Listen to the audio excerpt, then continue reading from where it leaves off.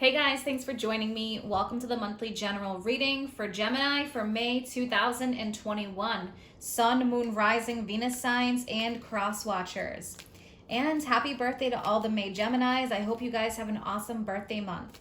All right, so I'm starting off with one from the Angel Answers Oracle. What is the guiding energy, please, for Gemini for May?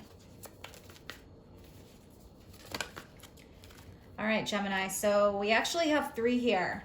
Compromise, forgiveness, and ask for help from others. All right, so for some of you, you may resonate with one or all. Compromise needed.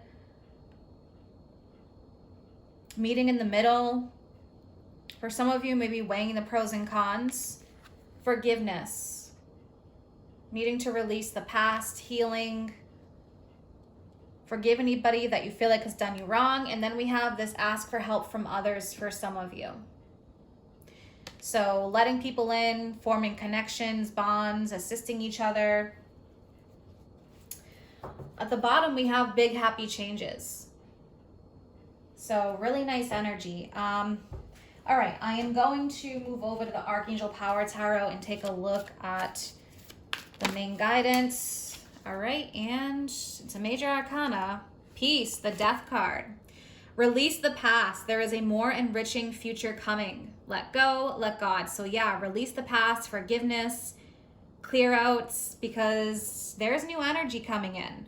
The sun in your first house in May and in June is really going to have you focused on your internal world, your body, your hopes, dreams, any changes that you want to make that are personal.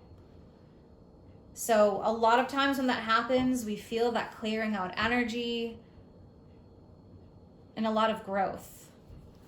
All right, so moving over to the tarot, I'm gonna take a look at the main guidance and then three for the situation surrounding it. So what is the main guidance for Gemini?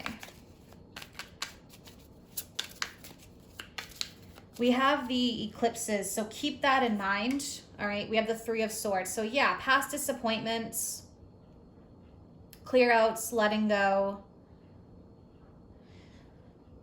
The eclipses are going to be really powerful. As we start entering eclipse season, we have the full moon eclipse that's taking place in your opposing sign, which really highlights partnerships, not just love, but any kind of partnerships, how you partner with others. And then we'll have the new moon eclipse in Gemini in June. So this is going to be pretty strong for you guys. Now, Three of Swords, so anything that hasn't worked out in the past, anything that's been more of a disappointment or a challenge, with that Three of Swords energy, clearing out the old, making room for the new. Let's take a look. Three for the situation surrounding this. We have Queen of Wands, Aries, Leo, Sagittarius energy. Fire. Two more, please. So this Queen of Wands can represent someone who is more independent, somebody who likes to make moves, get things done, someone who has a passion and a focus, a vision. This could be you, this could be someone you're dealing with or have dealt with. All right, Seven of Wands. So yeah, feeling a bit like you're being challenged with the Seven of Wands energy. It can feel like having your guard up, having walls, or feeling like you're being challenged by others. This could be coming up in your partnership zone. Yeah, because look at this. Now we have the Lovers, so partnerships. All right, the Lovers represents your sign, Gemini. So you have opposing signs here, or opposing energies, masculine, feminine, dark, light, whatever you want to call it. But there's these opposing energies, and it is about taking that energy and combining it to create a whole. So for some of you, yeah, there can be an intense focus on partnerships, and this doesn't have to be love, because you do have that ask for help from others, you have that compromise, so it really is about unity and coming together. Maybe allowing more people into your life for some of you with that Seven of Wands, because you can feel like you have your guard up. For some of you with the Queen of Wands, maybe it's because you just like working alone. But I do feel like some of this can be because you've let people into your life in the past and there's been disappointments. But there is this clearing out energy. There is a need to forgive. If this is focused on somebody in particular, it may be that they're going through something right now. All right. So I want to clarify, take a look at the Three of Swords. Wheel of Fortune. So yeah, the Wheel of Fortune brings growth, change, expansion. Jupiter, blessings. One more with that Wheel of Fortune, please. The Wheel of Fortune represents the cycles that we go through. Sometimes things are great and we're riding the wave, and other times the wave is crashing and we're filled with disappointment. So it does represent those cycles and the changes. Ace of Cups. So there is an opportunity here for blessings, and it is a matter of new doors opening, but also being open to receive these blessings rather than feeling like you're in this Seven of Swords mode where you're resisting. Now, this can be love for some, yes, but this can also represent new spiritual pursuits, the things that are close to your heart that make you really happy, and a lot of spiritual growth with the Ace of Cups. Overflowing happiness. So I feel like there's this transition happening where you're moving from this old paradigm or way of life or doing things, and this is very personal and internal for some of you. All right, let's take a look at the Lovers. I'm seeing you uniting parts of yourself to create a whole. Yeah, Ace of Swords. So the Ace of Swords is about creating, destroying.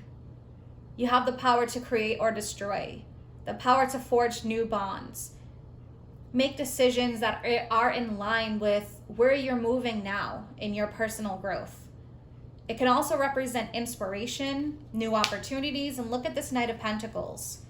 So I do feel like there is a lot of growth happening. For some of you, this could be job, business. For others, it's very personal and internal growth that's happening. Slow, steady progress with the Knight of Pentacles. So it may feel like you're moving slower than you would like, but it is progress. All right, so I am going to pull some oracle cards now, one from the angels and ancestors. What else for Gemini, please?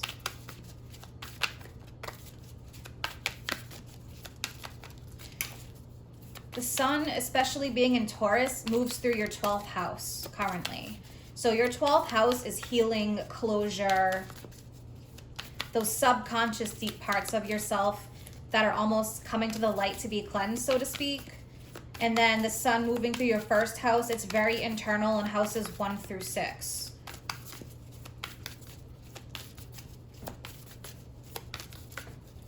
But that eclipse in your partnership zone, there's going to be that opposition between the sun and the moon. So the sun will be in Gemini, but the moon will be in your opposing sign of partnerships, Sagittarius. So we're going to see that contrast there.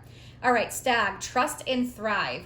So definitely this thriving energy with the Knight of Pentacles and growth. Trust the process right now, even if it feels like the timing isn't the way you've wanted it, or what's happening isn't how you want it to happen, or the timing of it. Trust that this is for the greater good and for your higher good, because you're being protected. So if you feel like there's any rejection right now, it's for your protection. I feel like for some of you, you could be dealing with someone who is like going through something where you guys aren't aligned at this moment in time. Stargazer, set your sights higher. Yeah, so setting your sights higher, growth, expansion. All right, I'm going to pull one from the Moonology deck. You already have one. Yeah, your commitment is being tested, first quarter moon. So we go through 3 quarters every moon cycle. Right now, your commitment is being tested. It's like focused on how bad you really want something. What are you willing to put into it? Spirit is testing your commitment. For some of you, it could be lack of confidence, or where is your confidence? You are good enough, full moon in Virgo. So your commitment right now being tested, trusting and thriving. Maybe there's a different path you need to go down even to get to the same destination. All right, I'm going to pull 3 love cards and then an Angels of Abundance card to close this up. This is general, so if we're focusing on love for some of you. Hammer, sabotage or rebuilding. Maybe there's been sabotage in the past. Interrogation, repetitive, which could be repetitive situations that keep coming up, repeating cycles, working on it. All right, 2 more. Perfect, we have 2. All right, for some of you, we have the girl talk card, but for the guys, regardless, talking with friends, asking for help from others came up for you. So time with friends, moving on, happily single, living in the moment, having fun, just living in the moment and trusting what's happening. Hand of cards, taking a chance or a risk, being strategic right now, options, not showing hand, gambling. All right, so even at the bottom, we have healing the heart. Healing from heartbreak, freedom from toxic relationship or addiction. So it could be freedom from a toxic pattern even. All right, and to close this up, 1 from Angels of Abundance for Gemini.